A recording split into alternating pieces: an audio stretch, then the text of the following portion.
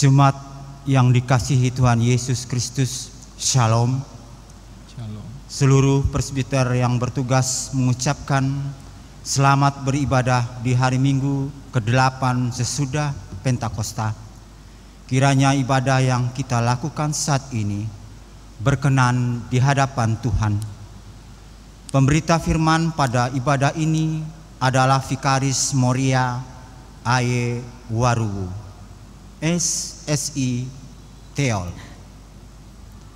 Jemaat Tuhan, mari berdiri, muliakanlah nama Tuhan dalam puji-pujian dan sorak-sorai, karena kasih setianya yang tak berkesudahan.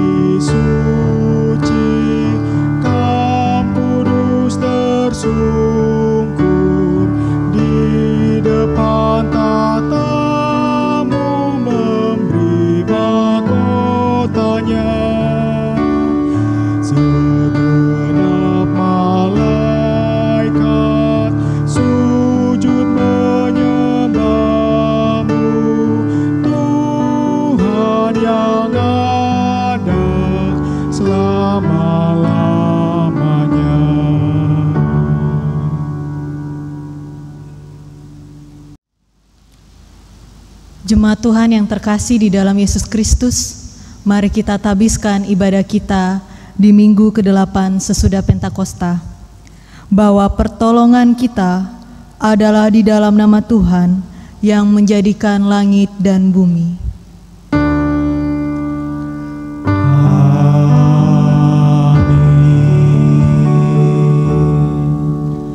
Nats pembimbing kita di hari ini terambil dari kitab 1 Petrus pasalnya yang kedua ayatnya yang ke-10. Firman Tuhan berkata demikian, "Kamu yang dahulu bukan umat Allah, tetapi yang sekarang telah menjadi umat-Nya, yang dahulu tidak dikasihani, tetapi yang sekarang telah beroleh belas kasihan. Terimalah salam, kasih karunia, damai sejahtera dari Allah Bapa kita dan dari Tuhan Yesus Kristus menyertai kamu." Dan menyertaimu juga.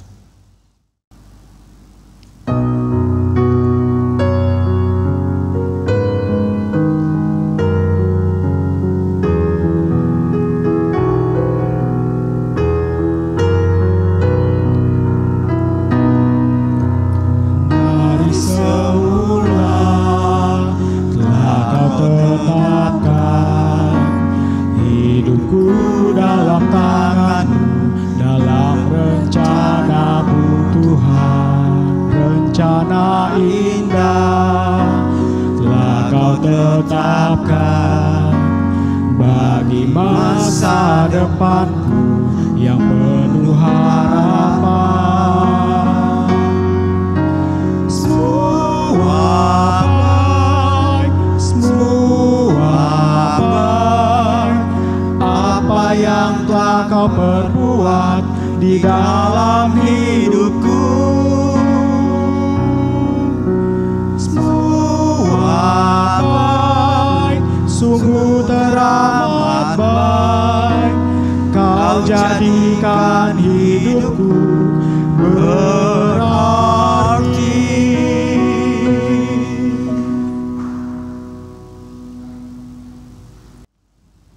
Jemaat silakan duduk, mari kita bersatu dalam doa. Ya Bapa Maha Kuasa, kami bersyukur atas pertolongan dan berkat-Mu yang kami terima dalam kehidupan selama sepekan yang lalu. Memulai kehidupan kami di depan yang baru ini, kami datang untuk beribadah, bersujud sembah, dan memuji nama Tuhan. Layakkan kami dan berkenanlah atas ibadah, sembah sujud dan pujian yang kami panjatkan kepadamu. Kami pun sadar dan mengakui segala dosa dan kejahatan kami, baik yang tampak dalam sikap dan laku kami, maupun yang tersembunyi di pikiran dan hati kami. Berilah kami pengampunan dan damai sejahtera, ya Bapa, serta baruilah hidup kami oleh Roh Kudus-Mu, sebab hanya oleh rahmat-Mu, ya Bapa, dan dengan memandang kepada Yesus Kristus, kami bersyukur atas kasih setia dan pengampunan-Mu yang nyata dalam hidup kami sampai hari ini. Ajarlah kami untuk mengikuti teladan kasih-Mu serta melakukan firman dan kehendak-Mu sebagai saksi-saksi yang setia di sepanjang hidup kami, sehingga melalui kami banyak orang akan memuji dan memuliakan nama-Mu. Dalam nama Tuhan Yesus kami berdoa. Amin.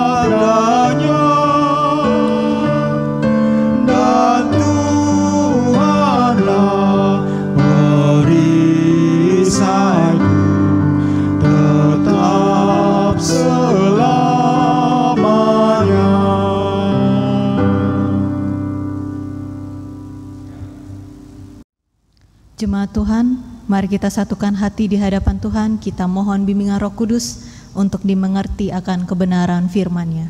Mari kita bersatu di dalam doa. Allah Bapa kami yang kami sembah dan puji di sepanjang kehidupan kami, terima kasih banyak Tuhan karena sepanjang seminggu ke depan, seminggu sepekan ini, penyertaan-Mu dan perlindungan-Mu tak berkesudahan dalam kehidupan kami lepas pribadi. Saat ini Tuhan, kami akan kembali bersekutu di hadapan-Mu bersama seluruh umat-Mu, sekalipun kami masih melakukannya di rumah kami masing-masing. Tetapi kami yakin dan percaya Roh Kudus-Mu tidak berlalu atas kehidupan kami. Kiranya Roh Kudus-Mu mampu menuntun kami Tuhan untuk mengerti serta melaksanakan firman-Mu di dalam kehidupan kami. Layakkan seluruh umat-Mu dan hamba-Mu yang Engkau telah pilih untuk menyampaikan firman-Mu di ibadah saat ini, biarkanlah segala perkataan yang hamba-Mu ucapkan itu sesuai dengan kebenaran firman-Mu. Bersabdalah ya Tuhan, karena kami siap untuk mendengarkannya. Di dalam nama-Mu Yesus Kristus kami telah mengucap syukur. Amin. Jemaat Tuhan yang terkasih, saya undang untuk berdiri untuk mendengarkan firman Tuhan yang dibacakan dari Alkitab. Haleluya. Haleluya, haleluya, haleluya.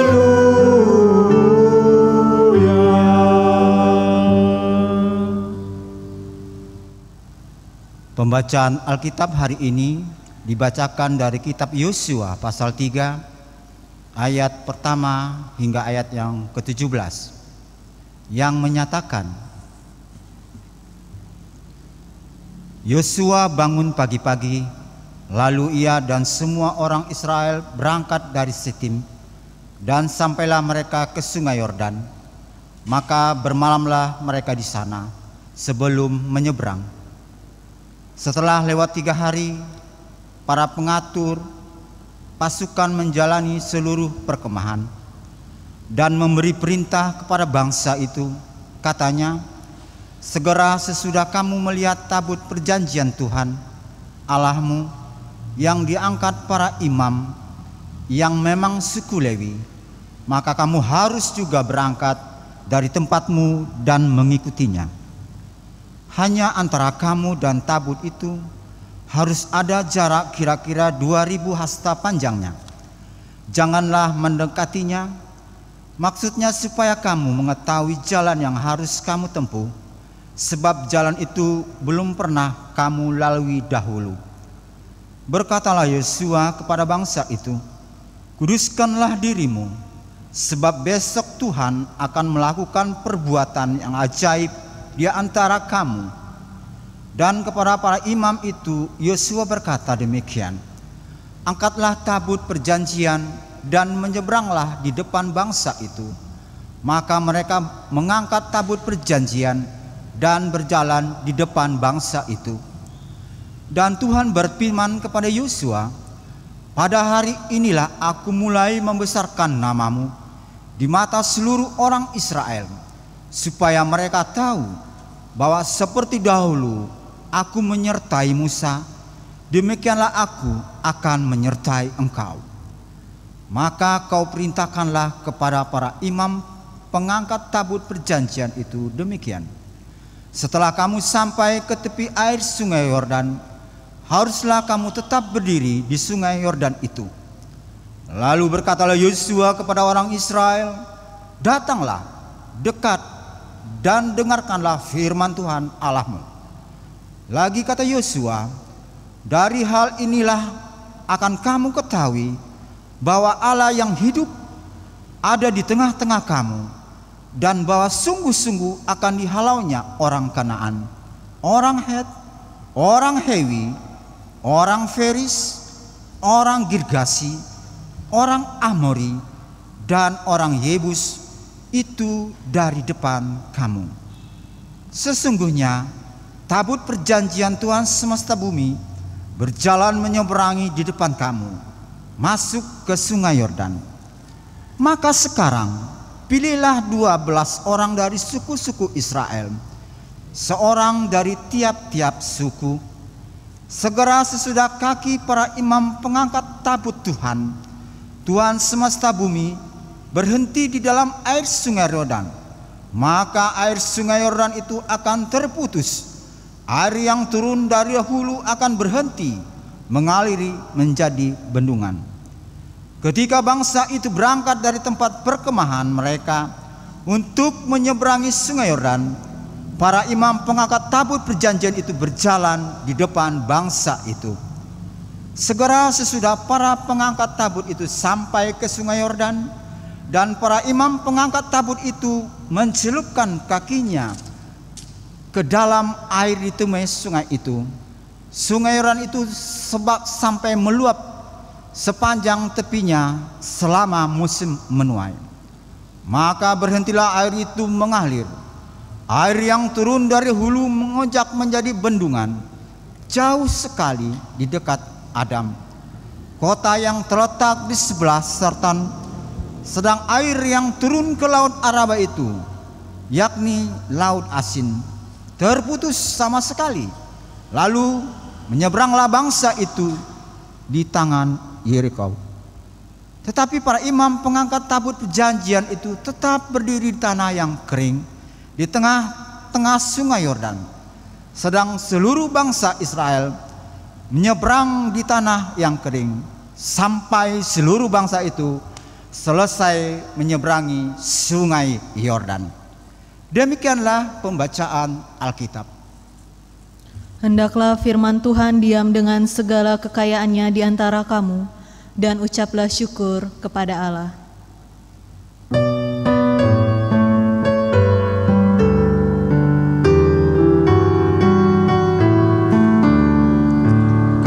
Kepada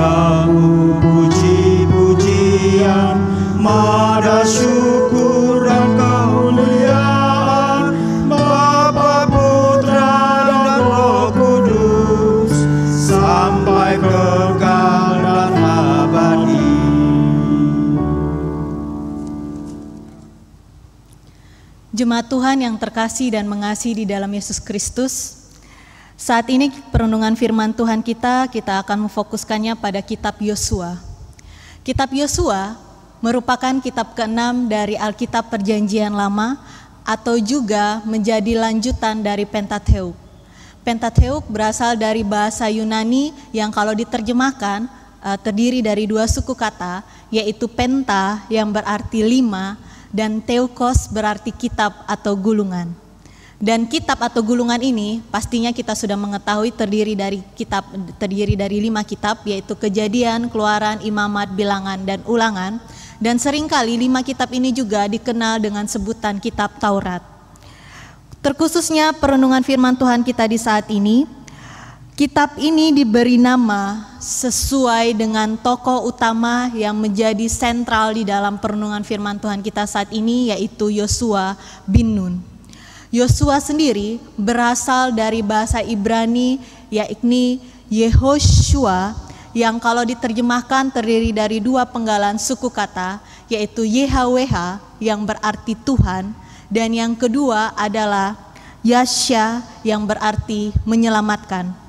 Jadi kalau kita tarik untuk diterjemahkan, Yehoshua ini berarti Jehovah is salvation, atau ditarik ke dalam bahasa Indonesianya adalah Allah menyelamatkan atau Tuhan adalah penyelamat. Bapak Ibu yang terkasih di dalam Yesus Kristus, sebelum lebih lanjut, kita perlu mengenal tentang Yosua. Yosua sebelum ia menjadi seorang pemimpin bagi bangsa Israel, sejak masa mudanya ia sudah menjadi abdi Musa yang paling setia sampai dengan akhir hayat hidupnya. Sehingga dapat kita temukan kalau Bapak Ibu baca di kitab sebelumnya, Musa sebelum wafat ia dengan sengaja menumpangkan tangannya. Tentunya penumpangan tangan ini juga berasal dari perintah dari Allah, menumpangkan tangannya di atas kepala Yosua sebagai tanda bahwa Yosua lah yang akan menjadi pengganti Musa sebagai seorang pemimpin dari ke-12 suku bangsa Israel. Sehingga secara garis besarnya, kitab Yosua ini akan berbicara tentang bagaimana ke-12 suku bangsa Israel mengalami penyertaan Allah, memulai kehidupan mereka yang baru sejak dari keluar dari Mesir menuju tanah perjanjian, yaitu tanah Kanaan, sebagai tanah yang dijanjikan oleh Allah kepada ke-12 suku bangsa Israel. Untuk itulah Yosua dipilih oleh Allah untuk menggantikan Musa menjadi pemimpin bagi bangsa Israel. Dan menarik lagi Bapak Ibu, bahwa kitab Yosua ini juga menyuguhkan sisi dari Allah yang maha baik, Allah yang menyertai, dan Allah yang setia kepada umatnya. Jemaat Tuhan yang terkasih di dalam Yesus Kristus, mari kita kembali melihat dalam pembacaan firman Tuhan kita saat ini. Kitab Yosua, terkhususnya di pasalnya yang ketiga ini, menjadi babak baru, menjadi tantangan baru bagi Yosua sebagai seorang pemimpin bagi bangsa Israel. Tantangan barunya ialah harus menyeberangi yang namanya Sungai Yordan. Kalau kita pikir-pikir, apa sih menariknya dari kisah menyeberangi sungai? Menyeberangi ya tinggal menyeberangi, apa istimewanya? Istimewanya adalah peristiwa menyeberangi Sungai Yordan ini ternyata sudah lebih dahulu dialami oleh Musa sebelum saat dia masih hidup sebagai seorang pemimpin bagi bangsa Israel. Peristiwa menyeberangi yang namanya Laut Teberau. Kalau kita pikir-pikir kembali juga Bapak Ibu yang terkasih, kok kisah ini diulang 2 kali? Jangan-jangan Allah nggak punya kerjaan kali ya, makanya dia mengulang lagi kisah menjadi 2 kali. Enggak Bapak Ibu, Allah bukannya nggak punya kerjaan, tetapi Allah sengaja mengulang peristiwa yang sama yang sudah lebih dahulu dialami oleh Musa sebagai hambanya, hanya untuk menyatakan bahwa Tuhan selalu menyertai siapapun yang ia pilih untuk menjadi alatnya. Coba kita lihat di ayatnya yang ke-7, di sana jawabannya. Di ayat yang ke-7 di sana dikatakan bahwa pada hari inilah aku Tuhan Allah mulai membesarkan namamu di mata seluruh orang Israel, supaya mereka tahu bahwa seperti dahulu aku, Tuhan Allah, menyertai Musa, demikianlah aku akan menyertai engkau. Menarik Bapak Ibu bahwa proses yang begitu indah ini sengaja Allah rancangkan untuk menyatakan kepada bangsa Israel bahwa Allah tidak hanya menyertai Musa, tetapi Allah juga menyertai Yosua.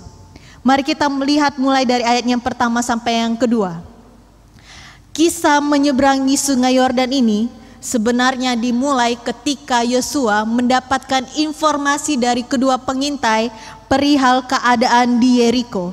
Bapak Ibu bisa lihat nanti di pasal yang kedua ayatnya yang pertama, atau di pasal yang keempat ayatnya yang ke-19. Di sana firman Tuhan mengatakan bahwa setelah keluar dari sungai Yordan, Yosua bersama bangsa Israel akan melanjutkan perjalanannya melewati atau berkemah di Gilgal di batas timur Yeriko. Jadi kalau kita bisa lihat bahwa informasi dari kedua pengintai ini berisikan tentang keyakinan dari Tuhan bahwa Tuhan akan menyiapkan atau Tuhan sudah mempersiapkan tanah yang begitu indah, tanah perjanjian yang sudah berlimpah dengan susu dan madunya hanya untuk bangsa Israel.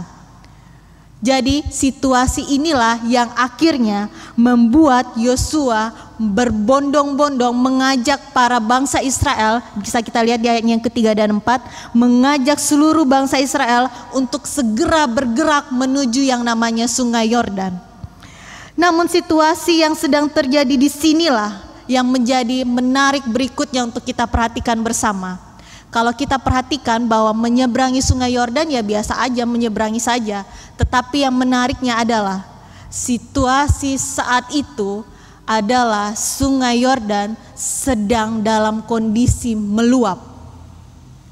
Kalau kita menggunakan kacamata manusia biasa tanpa iman, akan sangat sulit melewati sungai yang begitu meluap dengan airnya. Tetapi tidak Bapak Ibu, justru Allah sekali lagi sengaja mengulang kembali kejadian yang sama yang sudah lebih dahulu dialami oleh Musa dan diulangi lagi di zamannya Yosua sebagai pemimpin bangsa Israel, hanya untuk menyatakan bahwa Allah menyertai Musa dan Yosua. Seperti halnya saat Musa, Tuhan menyertai Musa untuk menggunakan, bahkan Allah sengaja menggunakan tongkat Musa ketika Musa memukulkan air itu, dan kemudian seketika laut terbelah menjadi dua, sehingga bangsa Israel dengan sangat mudah melewati laut itu. Hal inilah yang kembali ingin Allah nyatakan di zamannya kepemimpinan dari Yosua. Bapak Ibu yang terkasih di dalam Yesus Kristus, untuk menghadapi situasi ini pun Yosua bukan hanya mengandalkan kepemimpinannya sebagai bangsa Israel, tetapi dia juga menunjukkan tentang yang namanya ketaatan terhadap perintah Allah. Ia melaksanakan perintah Allah mulai dari yang pertama.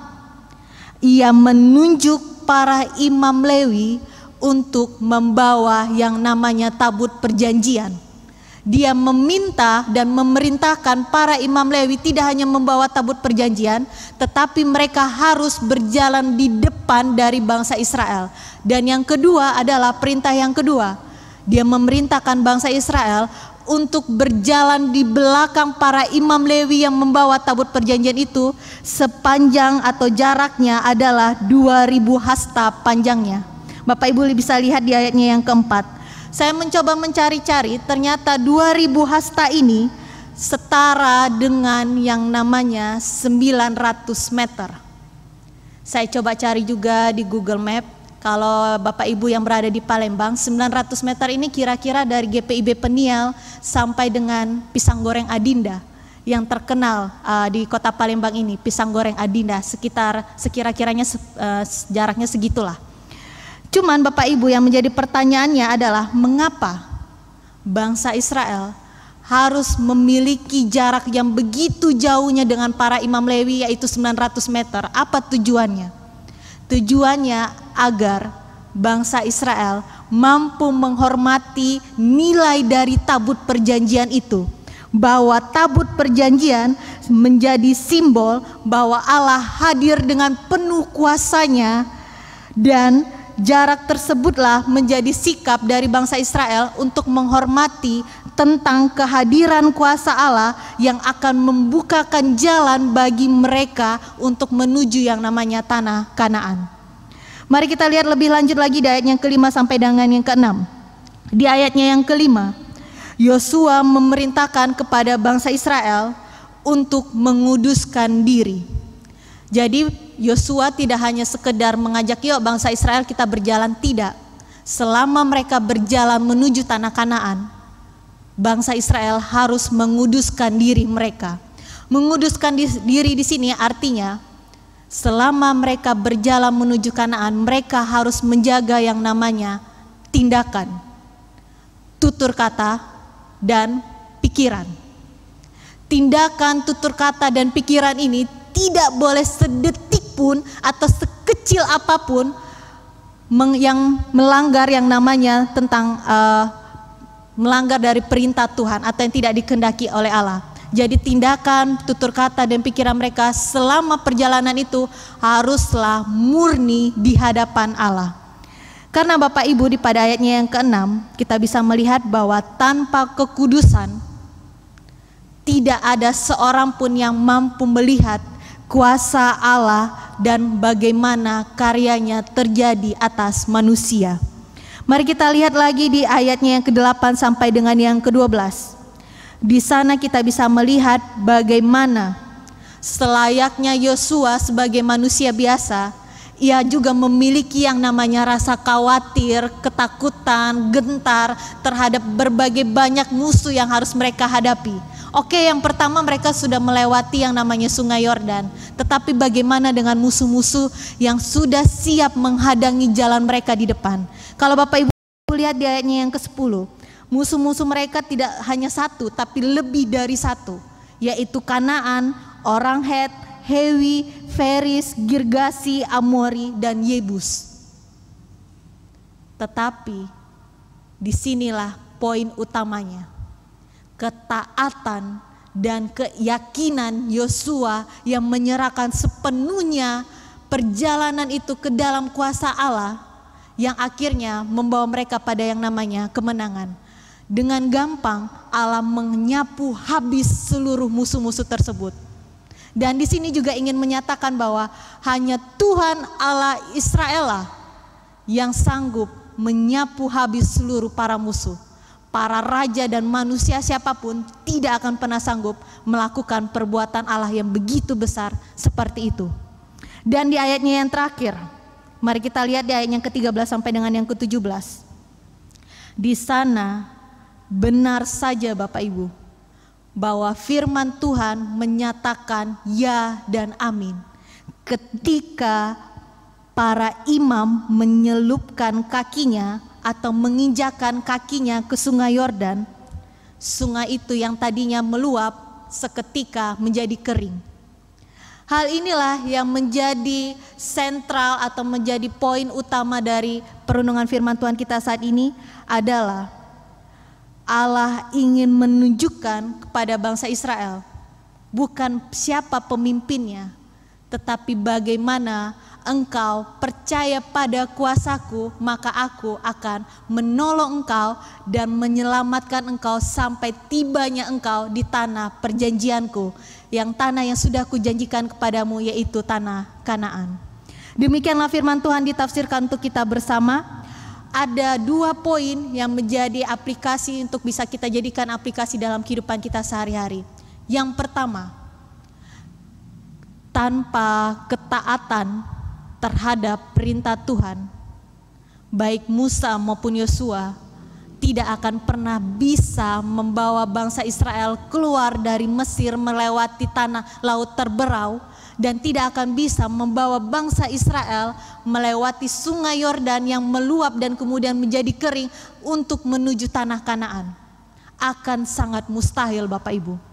Tetapi karena ketaatan yang dimiliki oleh Musa dan Yosua, sebagai pemimpin dari bangsa Israel yang sudah ditunjuk oleh Allah, inilah yang akhirnya membawa mereka pada yang namanya kemenangan. Dan ketaatan inilah yang nantinya membawa pada kesadaran diri manusia pada poin yang kedua, yaitu tentang yang namanya percaya. Tanpa sadar Bapak Ibu, manusia, terkhususnya orang Kristen, akan lebih sangat mudah mengatakan melalui bibirnya, aku percaya kepada Allah, aku percaya aku punya Tuhan Allah, aku mengakui bahwa aku adalah agama Kristen. Tetapi ketika mereka ditaruh oleh Allah atau diperhadapkan pada titik paling terpuruk dalam kehidupan mereka, apakah kata percaya ini masih ada, masih dapat keluar dari bibir mereka? Sangat jarang Bapak Ibu. Seseorang akan bisa mengatakan tentang kebaikan Allah ketika mereka sudah berada pada titik di mana mereka bisa melihat tentang kebaikan Allah. Sebelum mereka sampai di titik itu, mereka akan selalu yang namanya meragukan tentang kebaikan Allah. Setelah Allah memberikan jawaban atas keraguan mereka, barulah mereka akan mengatakan, oh Tuhan Allahku sangat baik, Tuhan Allahku sangat maha kuasa. Jangan sampai Bapak Ibu, iman kita hanya sampai pada bibir saja atau hanya sampai pada titik di mana Tuhan menjawab doa kita. Sekalipun Tuhan tidak menjawab doa kita atau menjawab doa kita dengan versi terbaiknya Allah, kita tetap harus percaya bahwa kebaikan Allah selalu nyata dalam kehidupan kita.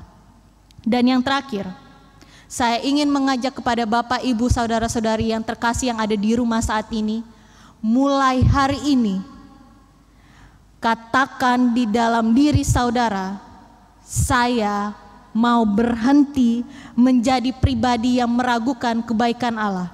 Saya mau menjadi pribadi yang taat pada perintahnya. Dan mulai hari ini saya mau menjadi Musa dan Yosua, yang sekalipun berada di kondisi terpuruk, saya tetap menjadi hambanya yang taat dan teguh beriman dalam melaksanakan firman Tuhan.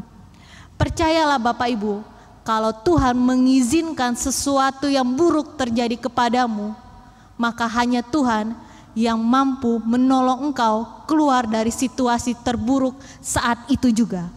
Dan hanya Tuhan yang sanggup menolong kita untuk keluar dari keterpurukan hidup kita. Kiranya Tuhan Yesus senantiasa memberkati kehidupan beriman kita, dalam kehidupan pelayanan kita, dan dalam kehidupan kita sehari-hari. Tuhan Yesus memberkati kita sekalian. Amin.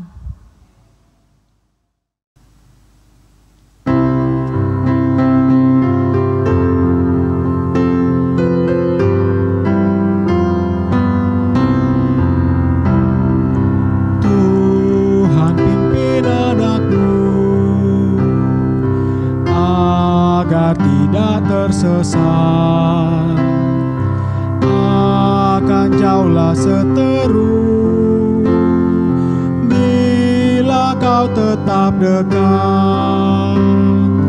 Tuhan pimpin arus hidup menderas, agar jangan ku sesat. Pegang tanganku erat, hanya di kau sajalah perlindungan yang teguh. Bila hidup menekan, kau harapanku penuh. Tuhan pimpin arus hidup menderas,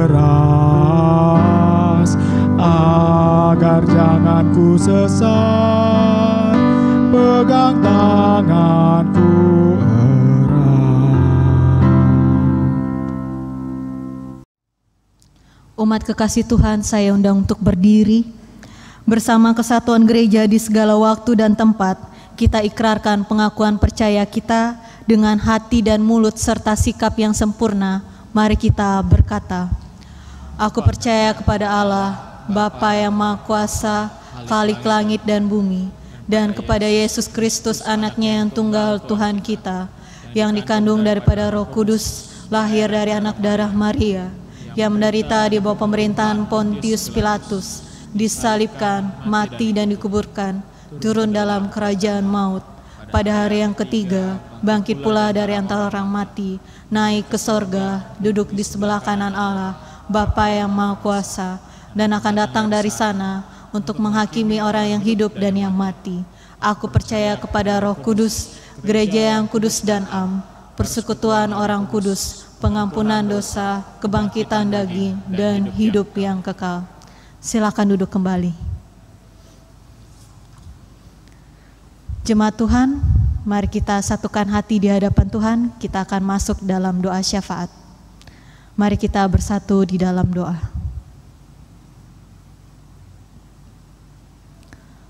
Allah Bapa kami yang kami sembah dan puji di sepanjang kehidupan kami, yang kami sebut dengan penuh kasih Tuhan. Ini kami anak-anak-Mu, bersatu hati menundukkan kepala kami dan merendahkan hati kami untuk memohon kepada-Mu. Ampunilah kami Tuhan, jikalau sampai detik ini kami sangat sering meragukan akan kebaikan Engkau di dalam kehidupan kami. Di saat titik terpuruk kami kerap menyalahkan Engkau atas segala situasi, segala hal yang buruk terjadi dalam kehidupan kami. Kami lupa bahwa ketika Engkau mengizinkan sesuatu yang buruk terjadi dalam kehidupan kami, Engkau sajalah yang sanggup menolong kami keluar dari situasi tersebut. Engkau hanya membutuhkan dari kami tentang keyakinan kami, percaya kami bahwa Engkau Allah yang akan senantiasa sanggup menolong kami. Hanya itu saja Tuhan, tetapi sangat sulit untuk kami terapkan dalam kehidupan kami. Ampuni kami Tuhan, dan biarkanlah mulai hari ini kami mau untuk Engkau tuntun menjadi Musa maupun Yosua yang senantiasa tetap mempercayakan hidup mereka sepenuhnya pada rancangan keselamatan-Mu. Yakinkan kami Tuhan bahwa ketika kami memilih Engkau sebagai satu-satunya Tuhan dan Juru Selamat dalam kehidupan kami, sudah sepatutnya kami tidak hanya berkata kami percaya bahwa Engkau Tuhan Allah kami, tetapi kami sepenuhnya mempercayakan seluruh rancangan kehidupan kami kepada rancangan-Mu Tuhan. Bentuklah kami Tuhan, karena kami hanyalah manusia biasa. Kami anak-anak-Mu yang hanya bisa hidup kalau Engkau mampu menolong dan menyertai kami. Terima kasih banyak ya Bapa kami yang baik. Saat ini Tuhan kami kembali membawa ke dalam tangan-Mu seluruh para pelayan-Mu yang senantiasa setia melayani Engkau di seluruh jemaat gereja-Mu, terkhususnya GPIB Peniel Palembang saat ini. Berkati Tuhan mulai dari hamba-Mu Bapak Pendeta Inyoman Cepun yang Kau pilih juga untuk menjadi seorang gembala dalam menuntun kami domba-domba-Mu, yaitu jemaat GPIB Peniel.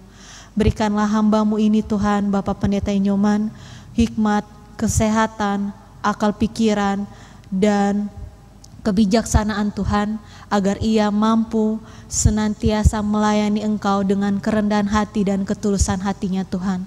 Berkati keluarganya Tuhan, mulai dari Ibu Milka, anak-anaknya Zevan dan Kenan, dalam bangku sekolah juga Tuhan. Tolong Tuhan Engkau limpahkan kesehatan-Mu, berkat yang begitu melimpah atas kehidupan keluarga ini, agar keluarga ini juga senantiasa dapat menjadi alat-Mu dalam menyampaikan dan memberitakan kebenaran akan firman-Mu. Berkati juga Tuhan para pelayan-Mu yang lain yang senantiasa setia melayani Engkau, mulai dari penatua, diaken, organis, pemandu lagu, sound system, karyawan kantor, tim IT yang mengambil gambar ataupun yang akan mengedit, dan seluruh yang berada di belakang layar ini Tuhan. Tolong Engkau berkati kami semua, Biarkanlah semangat melayani terus membara dalam kehidupan kami, dalam hati kami, sampai akhirnya Engkau mengizinkan gereja kami untuk boleh kembali terbuka dan menyambut umat-Mu dalam beribadah di bait-Mu yang suci ini Tuhan. Biarkanlah semangat-Mu dan seluruh jerih payah yang sudah kami lakukan tidaklah sia-sia, tetapi kami senantiasa lakukan hanya untuk menyenangkan hati-Mu.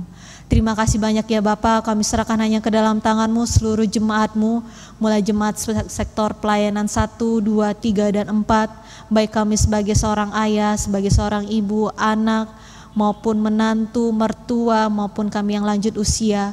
Berkati kami sekalian ya Tuhan, baik kami juga yang berada dalam keterpurukan ekonomi, permasalahan dalam pekerjaan, maupun yang menantikan atau mencari pekerjaan, yang menantikan jawaban dari hasil nilai-nilai kami dari perkuliahan maupun sekolah. Tuhan, apapun pergumulan kami, tolong Tuhan, Engkau turut campur tangan di dalamnya.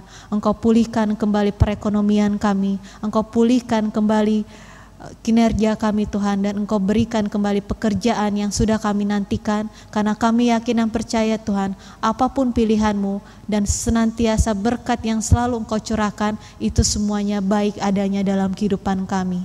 Terima kasih banyak ya Tuhan yang baik, kami serahkan hanya ke dalam tangan-Mu seluruh pemimpin bangsa negara Indonesia kami yang tidak pernah henti lelahnya Tuhan, baik presiden, aparat, kepolisian, tentara maupun tim medis juga Tuhan. Engkau senantiasa memberkati mereka agar semua jerih payah mereka, pelayanan mereka, pekerjaan yang mereka lakukan semuanya merupakan bentuk tugas dan tanggung jawab mereka sebagai alat-Mu yang Kau pilih untuk menjadi wakil-Mu di dalam dunia ini Tuhan.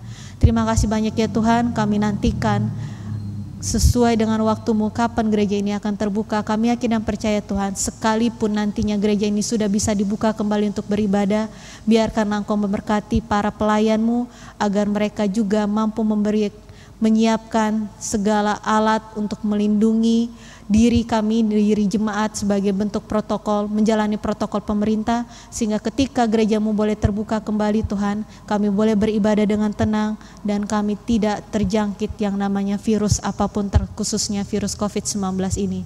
Terima kasih banyak ya Bapa kami yang baik, terima kasih, inilah doa kami, kiranya Engkau mau menyendengkan telinga-Mu, dan kami yakin dan percaya sebelum kami meminta, Engkau lebih dahulu tahu apa yang menjadi isi hati kami. Inilah doa kami yang jauh pada sempurna Tuhan, dan kami serahkan hanya ke dalam tangan-Mu, karena doa ini kami alaskan di dalam nama-Mu Putra-Mu Yesus Kristus yang sudah mengajar kami berdoa secara bersama-sama.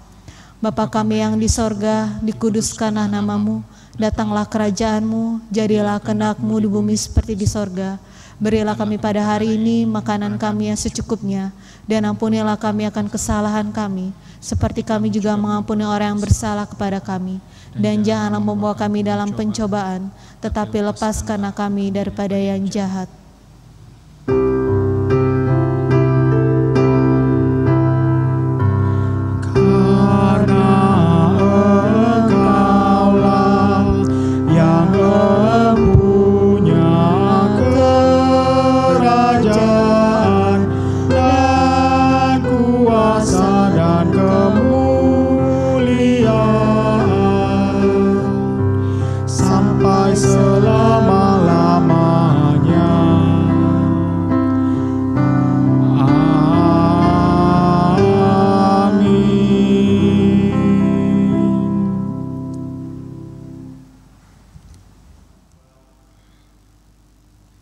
Marilah kita memberi persembahan kepada Tuhan dengan hati, mulut, dan tangan kita sebagai dasar dalam pengucapan syukur tertulis dalam kitab 1 Tawarikh pasal 29 ayat 17a yang menyatakan demikian.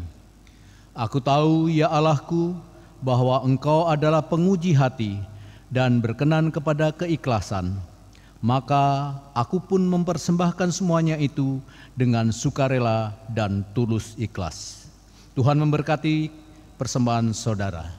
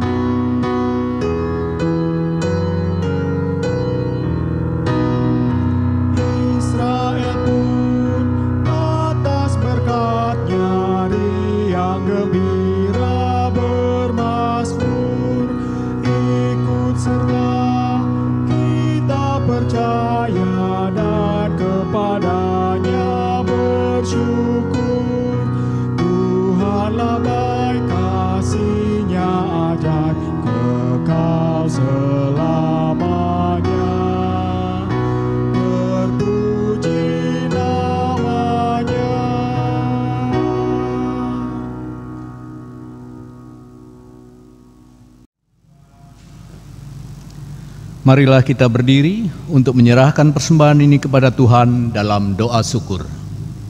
Kita berdoa. Ya Tuhan Allah kami bersyukur kepadamu dan memuji nama-Mu yang agung itu. Sebab siapakah kami sehingga mampu memberi persembahan sukarela seperti ini? Sebab daripadamulah segala-galanya, dan dari tangan-Mu sendiri persembahan yang kami berikan kepadamu. Amin. Bapak Ibu silakan duduk kembali.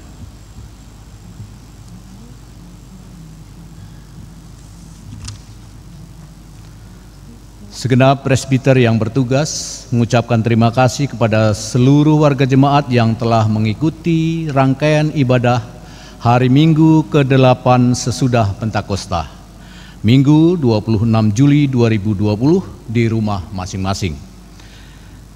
Ringkasan warta jemaat dalam sepekan ini antara lain yang pertama, pembukaan kelas katekisasi.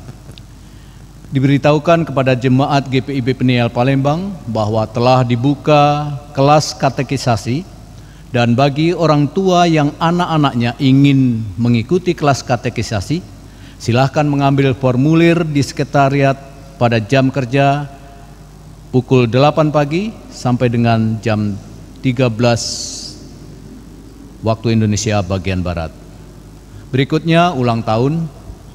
Majelis Jemaat GPIB Peniel Palembang mengucapkan selamat ulang tahun dan selamat berbahagia kepada seluruh jemaat yang berulang tahun dalam pekan ini. Tuhan memberkati dan menyempurnakan kebahagiaan Bapak, Ibu, Saudara-saudari. Yang ketiga, persembahan. Bagi Bapak Ibu yang sudah memberikan persembahan, maka persembahan yang telah dikumpulkan dapat diantar langsung ke kantor Majelis Jemaat atau melalui rekening GPIB Peniel Palembang. Ibadah selanjutnya tetap dilakukan di rumah masing-masing. Kami mengucapkan terima kasih kepada seluruh jemaat yang tetap di rumah masing-masing dalam upaya memutus mata rantai penyebaran COVID-19. Demikian ringkasan warta jemaat minggu ini. Atas perhatiannya diucapkan terima kasih. Selamat hari Minggu, Tuhan Yesus memberkati. Jemaat Tuhan, marilah berdiri. Kembalilah ke dalam kehidupanmu sehari-hari. Jadilah pelaku firman Tuhan di tengah kehidupan keluargamu, bangsa negara, maupun di dalam kehidupan bermasyarakat.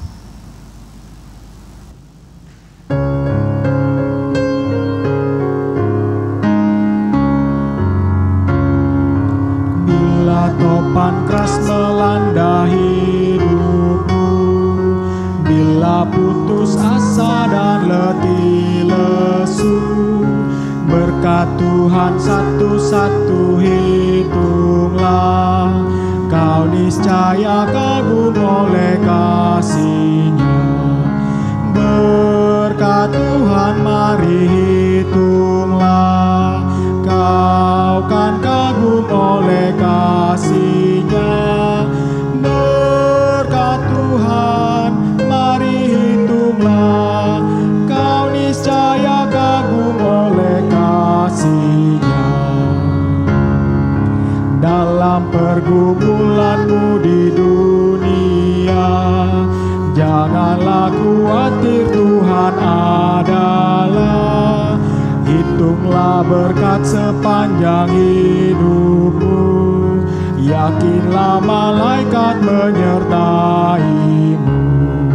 Berkat Tuhan mari hitunglah, kau kan kagum oleh kasih-Nya. Berkat Tuhan mari hitunglah, kau niscaya kagum oleh kasih-Nya.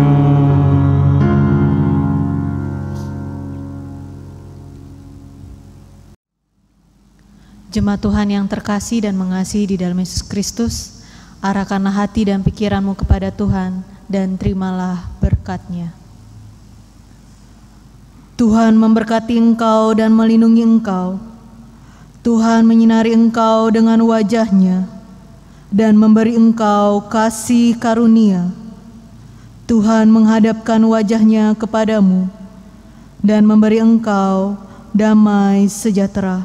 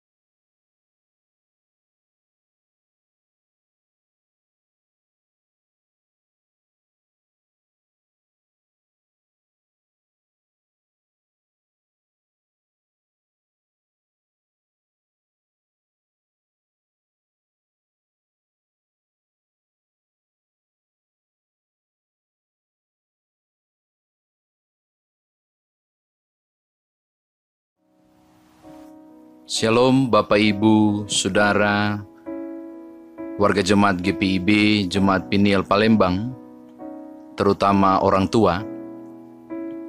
Kita bagaikan busur, di mana kehidupan anakmu bagaikan anak panah melesat dari busurnya menuju ke masa depan. Sang pemanah, yakni Allah perkasa, sangat tahu sasaran bidikan keabadian. Dia merentangmu dengan kuat kuasanya, hingga anak panah itu melesat jauh, serta cepat. Sebagai orang tua, meliuklah dengan sukacita dalam rentangan sang pemanah agung. Sebab dia mengasihi anak panah yang melesat laksana kilat, sebagaimana pula dikasihinya busur yang mantap. Salah satu bentuk liukan busur panah atau orang tua adalah dengan mengantarkan anak-anak ke gereja untuk mengikuti kelas katekisasi. Dengan demikian, orang tua bersama gereja telah menyiapkan anak-anak melesat jauh, bagaikan anak panah untuk menggapai masa depan bersama Tuhan. Mari antar anak-anak saudara untuk ambil bagian dalam kegiatan pelaksanaan katekisasi reguler yang pendaftarannya telah kami buka. Tuhan memberkati saudara.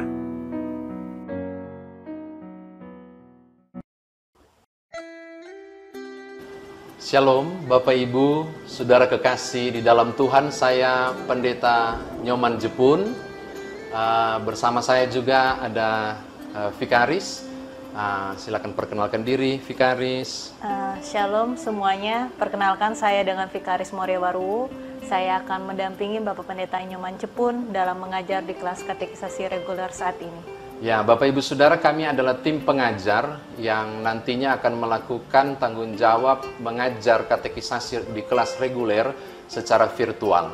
Ruangan ini akan digunakan oleh kami untuk mendampingi, membekali anak-anak Bapak Ibu Saudara dalam kelas katekisasi reguler dalam bentuk virtual. Kita tidak lagi menggunakan bentuk konvensional oleh karena kondisi yang tidak memungkinkan. Karena itu kami mengundang Bapak Ibu sekalian untuk segera mendaftarkan diri di kelas katekisasi 2020-2021 di kantor gereja untuk mendapatkan formulir ini.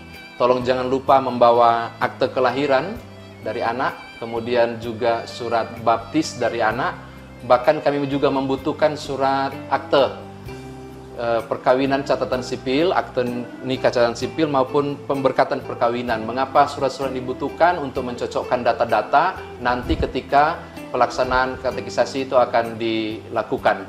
Bapak Ibu sekalian yang mengikuti video ini yang barangkali berasal dari di luar GPIB Peniel Palembang, kami juga membuka kesempatan kepada Bapak Ibu sekalian untuk bisa mendaftarkan anak-anak Bapak Ibu dalam rangka mengikuti katekisasi, tentunya warga Jemaat GPIB.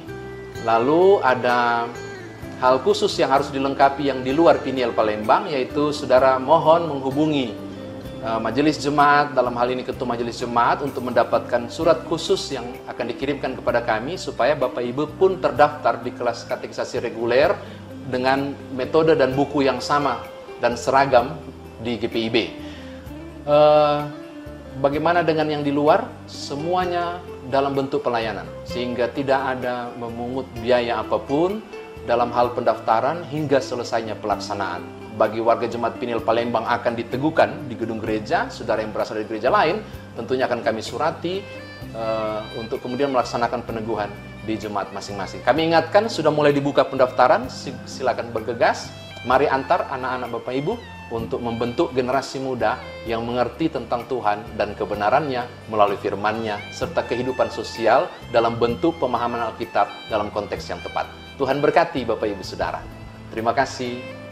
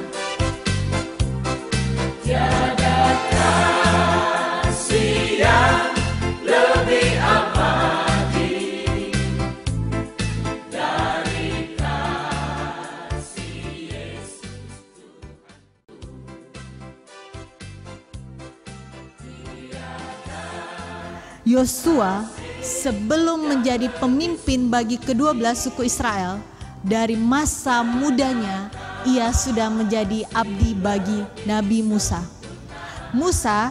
Sampai akhirnya Musa ulang deh Om, deh enak. Belepotan kehidupan kita sehari-hari. Tuhan Yesus memberkati kita sekalian. Amin.